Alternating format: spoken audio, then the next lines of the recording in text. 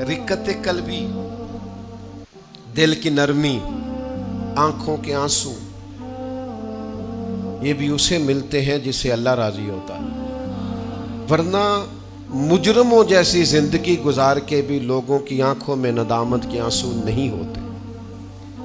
वरना उनके पास बड़े बड़े लंबे दफ्तर होते हैं गुनाहों के, लेकिन रुजू वाला दिल नहीं होता। वरना वो बड़े बड़े लोगों के कटे हुए लाशें देखते हैं, लेकिन संग दिल हो जाते हैं, पत्थर दिल हो जाते हैं। साहिब तफसीर सिराज मुनीर ने एक बात लिखी है, वो कहते हैं कि एक शख्स था बनी इसराइल का, उसने अपने दौर के नबी अलैहिस्सलाम की खिदमत में अर्ज किया कि मैं बहुत सारे गुनाह करता हूं, लेकिन मुझे माज़अल्लाह ऐसा लगता है कि मुझे सजा नहीं मिलती, तो मैं डर रहा हूं कहीं मेरी रस्सी दराज तो नहीं हो गई। जुर्मों की लाइन बड़ी लंबी है और गुनाहों की फहरिस्त बड़ी तवील है, लेकिन सजा नहीं मिल रही, बल्कि नेमतें बढ़ती जा रही हैं। दुनियावी तौर पर मेरे पास माल बढ़ता जा रहा है, तो ये क्या माजरा है? अल्लाह तबारक व तआला की आली मर्तबत बारगाह में उस नबी ने अर्ज की, मालिक मेरा ये उम्मती कहता है कि ये मुअम्मा क्या है? तो अल्लाह तबारक व तआला ने इरशाद फरमाया, उससे कह दो ये जो तुम्हारा दिल सख्त हो गया है और आंखों में आंसू खुश्क हो गए हैं, तो ये मेरी सजा ही तो है। एक रूहानी कायदा भी तो है ना कि दिल की नरमी। हुजूर सैयद आलम सल्लल्लाहु अलैहि वसल्लम ने फरमाया, जिसकी आंख से अल्लाह के खौफ से इतना आंसू भी निकल जाए जितना मच्छर का पर होता है, उस बंदे का दोज़ख में जाना इतना ही मुश्किल है जितना भैंस के थनों से निकले हुए दूध का दोबारा थनों में जाना मुश्किल है। अल्लाह रहमत का फैसला उस बंदे के लिए कर देता है। तरगीब व तरहीब में हाफिज मुंज़री हदीस लाए। मेरे अजीज, याद रखने का मकाम है कि दिल की सख्ती, आंखों का खुश्क होना, यह भी तो सजा है ना। हम समझते हैं कि शायद सजा किसी और बात का नाम है, तो रूहानी कायदे को समझिए, रूहानी सजा को जानिए, रूह की तकलीफ को महसूस कीजिए।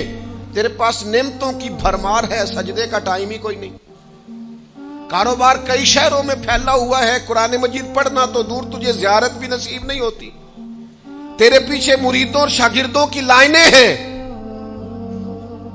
लेकिन तेरे दिल में कभी एहसास ही पैदा नहीं होता कि मैं हजरत शहाबुद्दीन सोहरवर्दी फरमाते थे, ज्यादा लोग प्यार करते हैं तो मेरे अंदर आजिज़ी ज्यादा पैदा होती है, ज्यादा लोग अकीदतमंद होते हैं तो मेरी पेशानी सजदों की तरफ और ज्यादा बढ़ती कि मालिक मैं तेरा आजिज बंदा हूं, मेरे ऊपर फजल फरमा।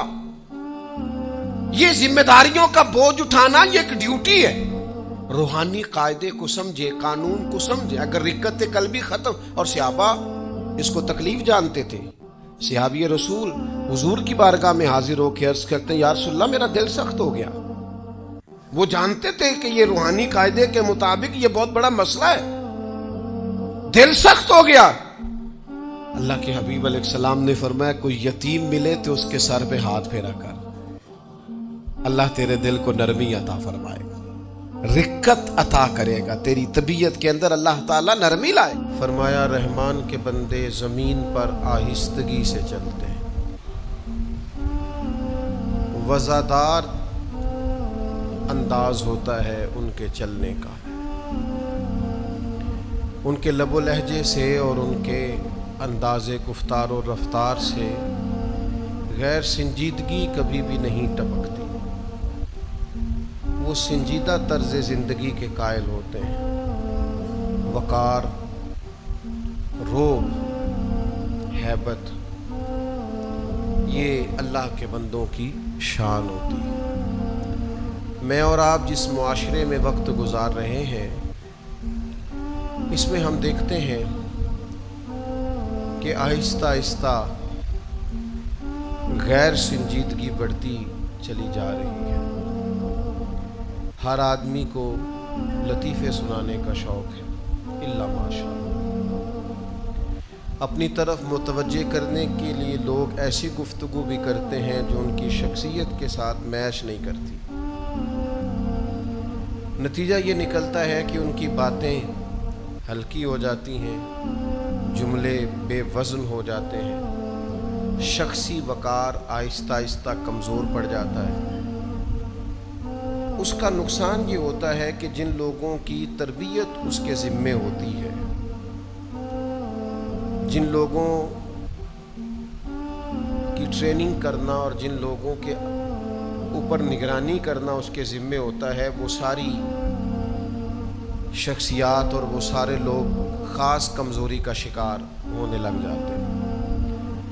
آپ دیکھیے نا کہ اگر باپ کا وقار ہی نہ ہو،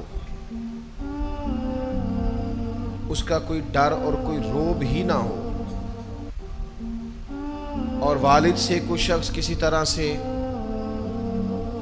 حیا ہی نہ کرے، محبت اپنی جگہ پہ، لاڈ پیار اپنی جگہ پہ، لیکن اگر آپ کی کوئی شخصی وجاہت ہی نہیں ہے تو اس کا لازمی طور پر نتیجہ یہ نکلتا ہے کہ جن لوگوں نے بعض کام، جن اولاد نے جو بعض کام اپنے والد کے ڈر کی وجہ سے چھوڑنے ہوتے ہیں، وہ کام وہ نہیں چھوڑتے، کیونکہ کوئی وقار ہی نہیں ہے، کوئی وفاداری نہیں ہے، کوئی لب و لہجے میں سنجیدگی نہیں ہے۔ اسی طرح کا معاملہ استاد کے ساتھ ہے۔ اگر استاد اپنا وقار ہی قائم نہ رکھے، اپنے اور شاگرد کے درمیان مناسب فاصلہ ہی نہ رکھے، وہ ساری گفتگو اور وہ ساری باتیں جو اسے اپنے بے تکلف دوستوں کے ساتھ بھی پورے طور پر نہیں کرنی چاہیے، وہ ساری باتیں وہ اپنے شاگردوں کے سامنے کھول دے، تو اس کا کوئی وقار قائم نہیں رہے گا، کوئی سنجیدگی اس کی باقی نہیں رہے گی۔ یہی حال ایک شیخ کا ہے، اس کا مناسب فاصلہ ہونا چاہیے مریدوں سے، کیونکہ اگر وہ اس کا احترام ہی نہیں کریں گے، اگر وہ اس وفاداری کے ساتھ اسے قبول ہی نہیں کریں گے، تو اس سے تربیت اور فیض کیسے پائیں گے؟ تو وقار کا ہونا، شخصی وجاہت کا ہونا، اس طرح کا کوئی کام نہ کیا جائے جس سے شخصیت رسوا ہو جائے، کمزور پڑ جائے، جس سے انسان کی وفاداری کو ٹھیس پہنچے۔ امام طبرانی حدیث لائے ہیں، نبی پاک صلی اللہ تعالی علیہ وسلم نے فرمایا کہ جو بلا وجہ اپنے آپ کو ذلت والی جگہ پر پیش کرے، حضور فرماتے ہیں وہ ہم میں سے نہیں ہے۔ بغیر کسی ضرورت کے تو نے اپنے آپ کو رسوا کیا، رسوائی والے مقام پہ کھڑا کیا۔ اور یہ بھی یاد رکھیے گا کہ شرافت اور بزدلی میں بھی فرق ہوتا ہے۔ ملنسار اور ہوتا ہے، لیکن اپنے آپ کو رسوا کر دینے والا اور ہوتا ہے۔ آپ درگزر کریں، 100 دفعہ کریں، لیکن تکبر کرنے والا، غرور کرنے والا اور اپنے مزاج میں سختی رکھنے والا، تکبر کرنے والے کے سامنے ڈٹ کے رہنا، یہی عاجزی ہے۔ ہاں، عرب کے کفار مسلمانوں کے خلاف اپنے آپ کو بہت بڑی جمعیت سمجھتے تھے، تو اللہ کے رسول نے مسلمانوں کو یہ تعلیم دی صلی اللہ تعالی علیہ وسلم کہ جب تم طواف کعبہ کرو گے تو تم 3 چکروں میں ذرا اکڑ اکڑ کے چلو گے، ان کو پتہ چلے کہ مسلمان کوئی اس طرح کا معاملہ نہیں ہے۔ آپ محبت کرنے والوں کے لیے پوری طور پر عاجزی کریں، لیکن اگر کوئی شخص ضد کرے،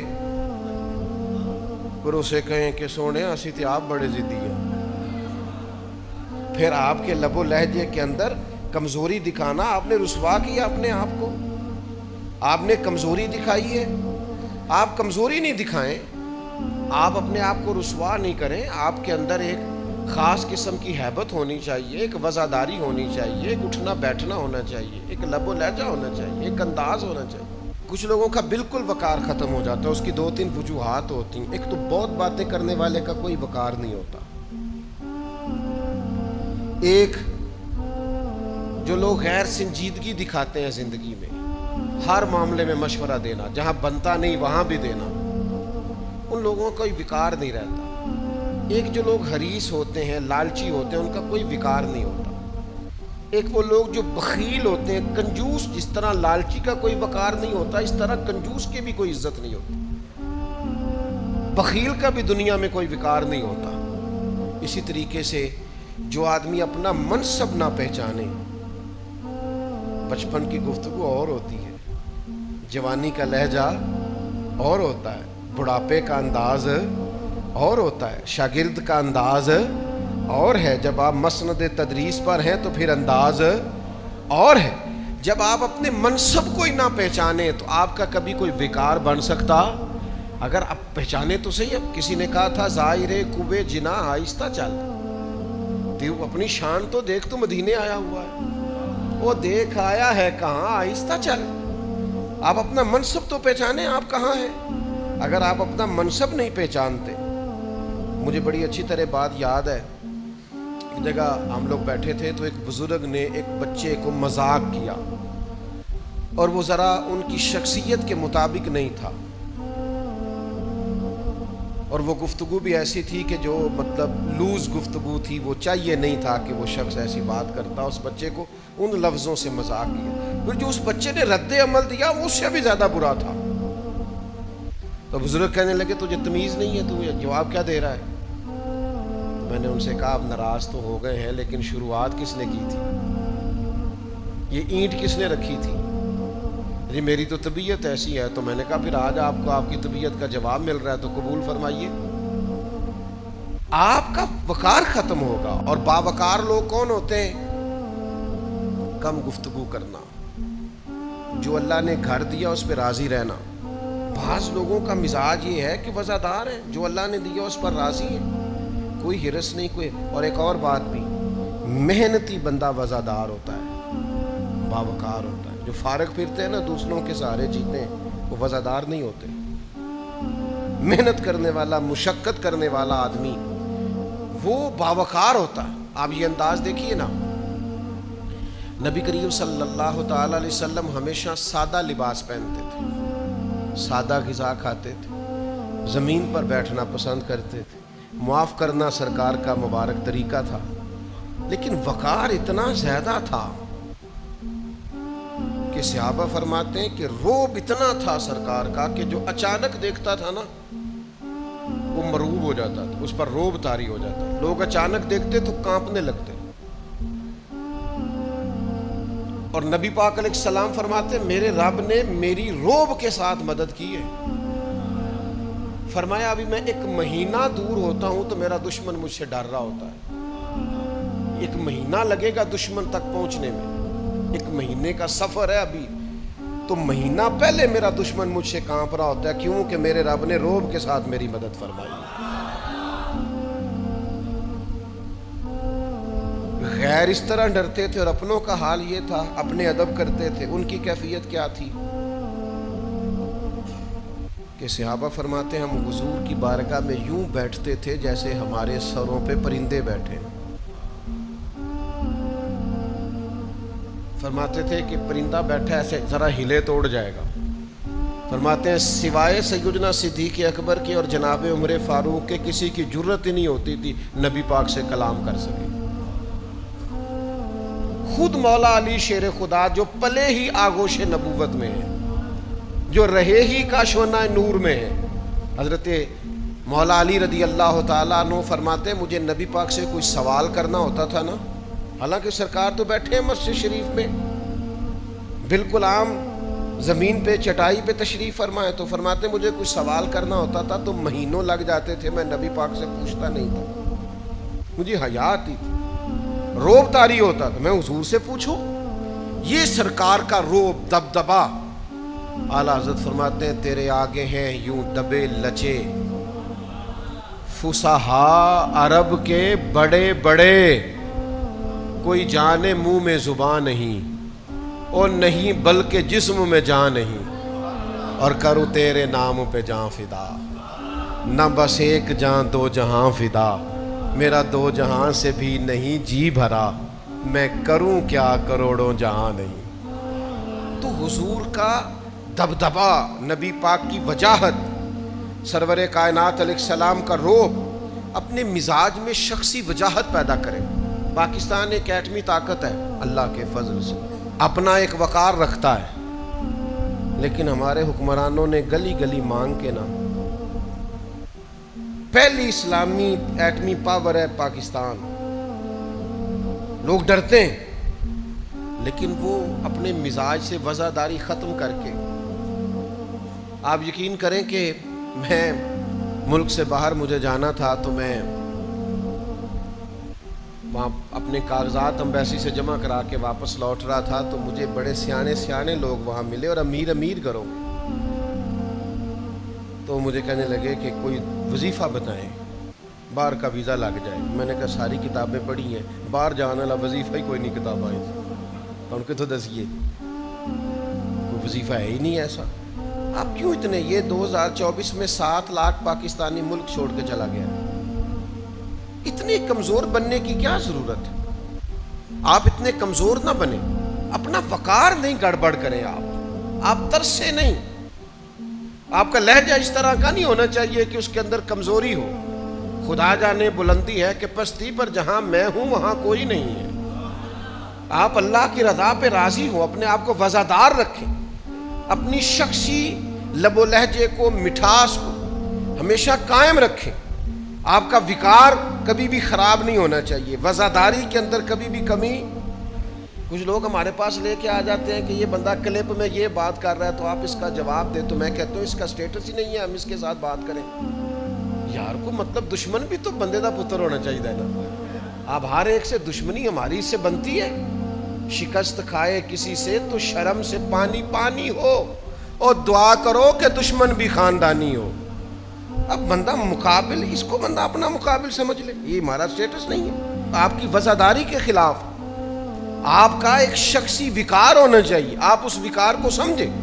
تو یاد رکھیے گا کہ کبھی بھی آپ اپنی شخصی وقار کو گڑبڑ نہیں ہونے دیں گے. آپ اپنی وفاداری کو قائم رکھیں.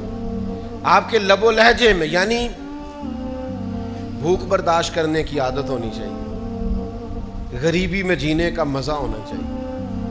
آپ کو جس مقام پہ رب نے رکھا ہے اس مقام پر آپ کے اندر بردباری, تحمل, صبر ہونا چاہیے.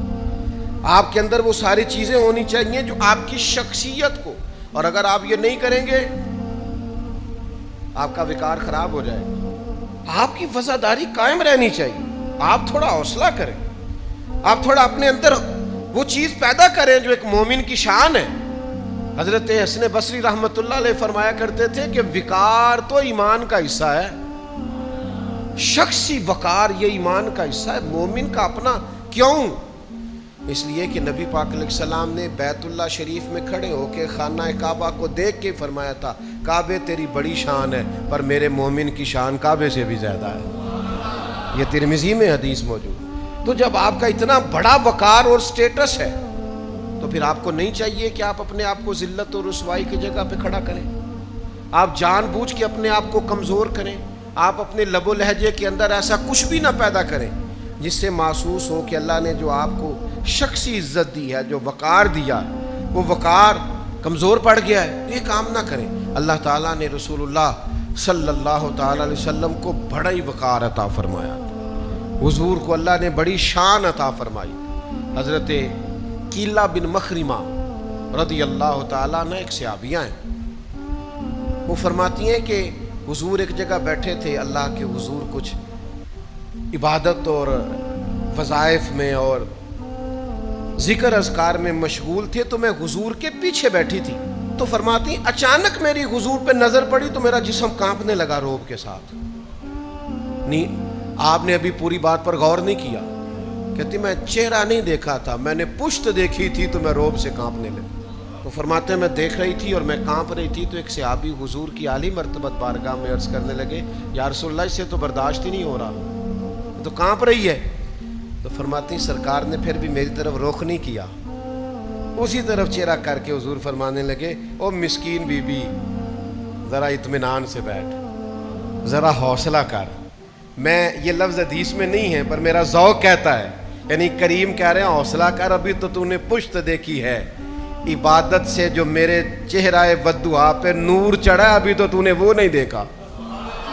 ابھی تو دیکھنے والے کہا کرتے ہیں اللہ اللہ, دیکھنے والے کہا کرتے ہیں اللہ اللہ, یاد آتا ہے خدا دیکھ کے صورت تیری.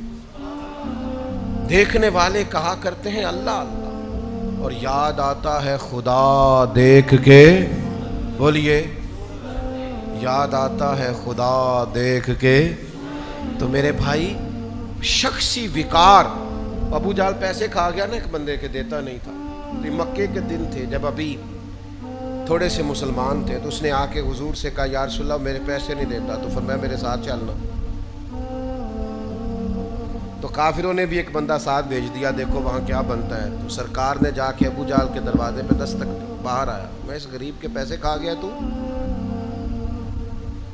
شخص کہتا ہے حضور کے لہجے میں اتنا جلال تھا کہ ابو جہل نے کانپنا شروع کر دیا۔ تو اس کے پیسے؟ تو کہتے ہیں ہانپتا کانپتا پیسے لے کے آیا۔ بعد میں سرداروں نے کہا تو بڑی ڈینگے مارتا ہے، اور اب یہ کہ کانپتا ہوا پیسے لے کے آیا۔ کہنے لگا وہ آئے تھے تو مجھے لگا ان کے ساتھ کوئی طاقتیں ہیں، میں ڈر گیا۔ تو میرے بھائی، نبی کریم علیہ السلام کو اللہ نے وجاہت عطا کی، حضور کو اللہ نے وقار دیا، روب دیا، دبدبا دیا۔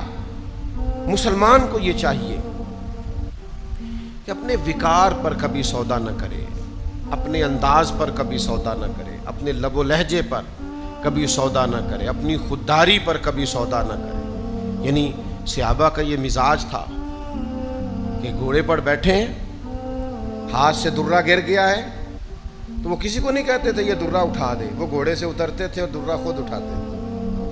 یہ وزاداریاں، یہ خودداریاں، یہ عزت نفس، یہ مزاج، یہ اللہ تعالیٰ نے مومن کو شان عطا کی۔ میں دیکھتا ہوں کہ پالٹیاں ڈھونڈنا اور کسی کو کھانا ڈال کے راضی ہونا، اور فلاں کو آج میں نے لوٹ لیا، اور فلاں جگہ ہمارے تو محفلوں میں یہ کام ہونے لگ گیا ہے کہ وہ جی میں جی بڑی محفل بڑی لوٹ کے لے آندی میں آج۔ تو میں نے کہا اللہ کے بندے، محفل کو تو کچھ دینا چاہیے، تو لوٹ کے لے آیا ہے، کمال ہو گیا۔ وہ شخصی وجاہت، مجھے ایک بات بتائیے، اتنا بڑا آدمی کہ سینکڑوں لوگ، ہزاروں لوگ اس کا نام اشتہار پہ دیکھ کر دوڑے چلے آئے کہ میں نے اس کی گفتگو اور تقریر سننی، اور لوگوں کو جگہ نہ ملے بیٹھنے کی، لوگ کھڑے ہو کے کوئی کسی جگہ چھتوں پہ چڑھ کے ادھر ادھر لوگ بیان سننے کو حاضر ہو۔ معیار یہ ہو کہ لوگ چھٹیاں لے کے ڈیوٹی سے آئیں کہ مجھے اس آدمی کی گفتگو سننی۔ یہ اللہ رسول صلی اللہ علیہ وسلم کی جو بات بتاتا ہے وہ مجھے بڑی محبوب ہے۔ لوگ اس کو بہت بڑا آدمی سمجھ کر اس کی گفتگو سنیں، تقریر سنیں، واز سنیں، بات سنیں، اور جب سن رہے ہوں تو ان پر کیفیت بھی طاری ہو، کوئی آنسو پونچھ رہا ہو، کوئی درد سے رو رہا ہو، کسی کا سینہ محبت رسول کے ساتھ پورے طور پر چھلک رہا ہو۔ اتنے خوبصورت منظر، اتنے خوبصورت لب و لہجے کے بعد دنیا چلی جائے اور وہ میزبان سے سٹیج کے پیچھے جھگڑا کر رہا ہو کہ میں تو کیا سی 70,000 لینا ہے، تو یہ 60 کو دے رہے ہو، تو مجھے بتاؤ نا، اس نے اپنے شخصی وقار کا خیال رکھا ہے؟ وہ ہزاروں کے مجمع میں جو بیٹھ کے اللہ رسول کی بات کر رہا تھا، تو کیا یہ اس کی شخصیت کے مطابق ہے کہ وہ جھگڑا کر رہا ہے کہ مجھے اتنے پیسے چاہیے؟ میں اپنے دوستوں سے کہا کرتا ہوں، اپنے شخصی وقار کو آپ نے کبھی خراب نہیں ہونے دینا، کبھی اپنے لب و لہجے میں کوئی ایسی بات نہ پیدا ہونے دینا۔ کبھی یہاں ایک صاحب آ گئے، مجھ سے ٹائم لے کے چلے گئے، جب ہم ان کی محفل میں گئے تو وہ کہنے لگے کہ ہمارے پتہ نہیں کتنے عمرے کے ٹکٹ ہیں، تو ہمیں اعلان کرنے لگے ایک ٹکٹ آپ کا بھی ہے۔ میں کہ تسی اور کسی نو دیو، میں آپ بھی چلا جانا۔ تو مجھے کہنے لگے مدینے جانے کے لیے بھی آپ منع کر رہے ہیں۔ میں نے کہا میں مر جاؤں اس دن جس مدینے سے 2 قدم پیچھے ہٹوں، لیکن خدا کے بندے، میرے رب نے کبھی مجھے وہاں بھی بلایا ہے تو عزت کے ساتھ ہی بلایا ہے۔ تو میں تیری ٹکٹ وہ سپیکر میں تو اعلان کرے، رب کہے گا تجھے اتنی دفعہ بلایا ہے، تو تیرے کوئی اعلان نہیں ہوئے تو رسوا ہو کے کوئی کام کرنے کی ضرورت۔ آپ اپنے شخصی وقار کا ہمیشہ خیال رکھیں۔ میرے محبوب پاک سید عالم، نور مجسم، نبی رحمت صلی اللہ علیہ وسلم کا جو وقار تھا نا، بخاری میں موجود ہے، حضرت انس بن مالک راوی ہیں، کہتے ہیں ایک شخص آیا، اچانک نبی کریم کو دیکھا تو کانپنے لگا، تو حضور نے فرمایا کیا ہوا؟ وہ ڈر گیا، حالانکہ نہ کوئی ہٹو بچوں کی داستانیں تھی، نہ کوئی 4 رستے میں چنگیاں پڑتی تھیں کہ ان سے گزر کے جانا ہے، نہ کچھ 6 جگہ تلاشی ہوتی تھی، نہ کوئی معاملہ تھا، سادہ سا لباس لگے جو مزدور شاہ ایسا، نہ دھن نہ دولت سربراہ ایسا، عرش نشیں کا زمین پہ گھر ہے، میرا پیمبر عظیم تر ہے۔ سادہ سا لب و لہجہ، سادہ سا انداز، میٹھے میٹھے بول اور پیاری پیاری باتیں، تو شخص ڈر گیا پھر بھی، اس لیے کہ اللہ نے جو روب رسول پاک کو عطا فرمایا، ڈر گیا۔ تو کریم نے تسلی کیسے دی؟ فرمایا او ڈرنا، تو کسی بادشاہ کے پاس نہیں آیا، تو اس بیٹے کے پاس آیا جس کی ماں گوشت کے خشک ٹکڑے کھا کے بھی گزارا کر لیتی۔ ڈرنا تو اپنا وقار، اپنی وزاداری۔ اب میں ایک بات آخر میں ان لوگوں سے بھی عرض کروں گا جن کا باوقار لوگوں سے تعلق ہے۔ استاد باوقار ہوتا ہے، شیخ باوقار ہوتا ہے، جس کے بال سفید ہوں وہ بندہ باوقار ہوتا ہے، والد سب سے بڑھ کر باوقار ہوتا ہے۔ باوقار آدمی کا وقار ہمیشہ قائم رکھیں، کبھی بھی ان لوگوں کی عزت میں فرق نہ آنے دیں۔ اگر کبھی وہ سخت لہجے میں بات کریں بھی تو آپ یہ سمجھ لیں کہ وہ باوقار ہیں، ان کو اجازت ہے بات کرنے کی، لیکن ہمیں یہی حکم ہے کہ ہم اف بھی کر سکتے نہیں۔ اگر کبھی بزرگوں نے کوئی ایسی بات کر بھی دی تو ہم نے ان کے وقار کو قائم رکھنا ہے۔ وہ کیسے؟ والد کا کبھی شکوہ نہ کریں، استاد کا کبھی شکوہ نہ کریں، مرشد کا کبھی شکوہ، محبوباں تے نکتہ چینی کرن تو جڑا باز نہیں آوندا، اصل منافق جانو اس نو جھوٹا پیار جتاوندا۔ سانو دسیا ہے عشق دے مفتی جڑا مڑ مڑ کے فرماوندا ہے آزم جتھے دل لگ جاوے اوتھے عیب نظر نہیں آوندا۔ آزم جتھے دل لگ جاوے اوتھے عیب نظر۔ جو لوگ عزت والے ہیں ان کی عزت میں کبھی کمی نہ کریں، ان کے وقار کے مطابق ان سے کلام کریں، ان کی عزت کے مطابق ان کے ساتھ گفتگو کریں۔ ہاں، اپنے آپ کو رسوائی والی جگہ پیش نہ کریں، اپنے آپ کو خود سے کبھی کمزوری نہ دکھائیں، لیکن باعزت لوگوں کو عزت دیں۔ حضرت سعد بن معاذ آئے تھے، خود نبی کریم نے فرمایا اٹھ کے کھڑے ہو جاؤ، تمہارا سردار ہے۔ حضور نے ان کے لیے لوگوں کو کھڑا کیا، فرمایا اس کا اکرام کرو، اس لیے کہ یہ تمہارا بڑا ہے، ہمارا سردار ہے، اٹھ کے کھڑے ہو جاؤ۔ تو باعزت آدمی کو ہمیشہ عزت دیں، اس کے لیے ہمیشہ اکرام کریں، محسنوں کا ہمیشہ خیال کریں۔ اللہ تعالیٰ کے حضور دعا ہے اللہ کریم سمجھنے کی توفیق دے۔